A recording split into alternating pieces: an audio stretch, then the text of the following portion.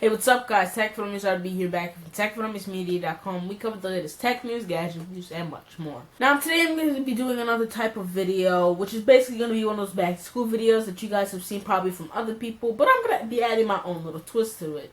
Now, as you know, there are a lot of flagship smartphones on the market right now, but which smartphones are the best for your buy and are going to fit in the best in your lifestyle? Well, today I'm going to bring you the top smartphones that you can buy on the market right now, that some are cost-effective and some bring you outrageous specifications and really just bring you an overall great experience and will definitely help you this school year. I'm Tech for Dummies RB. Let's get started. Back to school smartphones.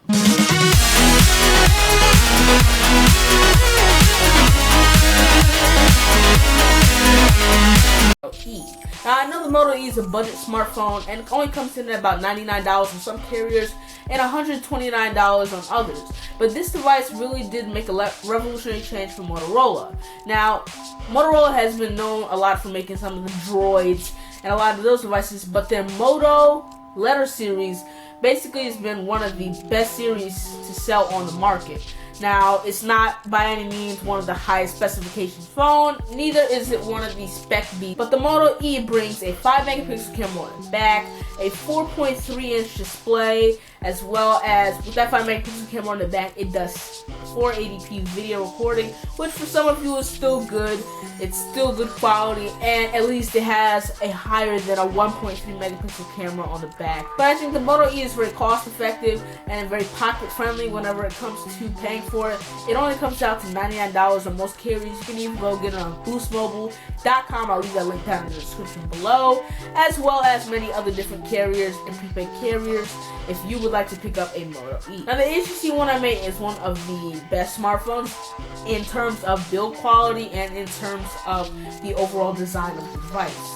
Now, I do think that a lot of people would enjoy this device because, of course, it doesn't bring powerhouse specifications, but the design was really one of the selling points for HTC, which led them bursting up in sales, and really HTC One I8 is a competitor to Samsung's flagship, the Galaxy S5. Now, while it doesn't have the best camera, and while it doesn't have the absolute best screen on the market, it still does bring 5-inch 1920 by 1080 LCD display, a 4 ultra-pixel camera on the back that's capable of recording 1080p at 30 frames per second, 2 GB of RAM, Snapdragon 801 processor, HTC Zoe feature in the software. This device, I think, a lot of people would enjoy because of its capabilities, its software, as well as HTC's Blink Feed feature that they integrate to their software known as HTC Sense. The build quality is just absolutely tremendous, and really, if you felt this phone, you would want to keep it, and you can pick this device up on many different carriers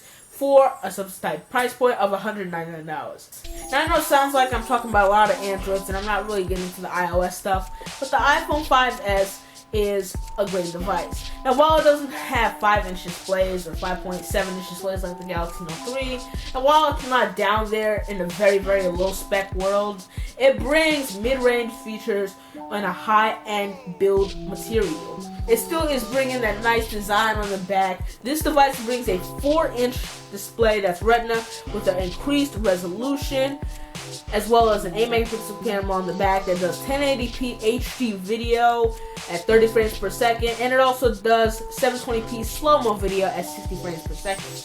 Now, a lot of people enjoy the iOS 7 integration as well as Touch ID, and this device brings in a great experience. For a price point of only $199 on most carriers, and even lower on some carriers such as $100 on Verizon, you can get this device today, and it's one of the more popular devices out on the market. But if you don't want to go for Android and start paying for hungry specs, and you really just want a simple phone with a simple experience, the iPhone 5S is definitely the phone for you. Anyways, guys, that's the video. Thank you guys so much for watching. I hope you guys enjoyed. Please make sure to give this video a thumbs up, like us on Facebook, follow us on Twitter, and I'll talk to you guys next week.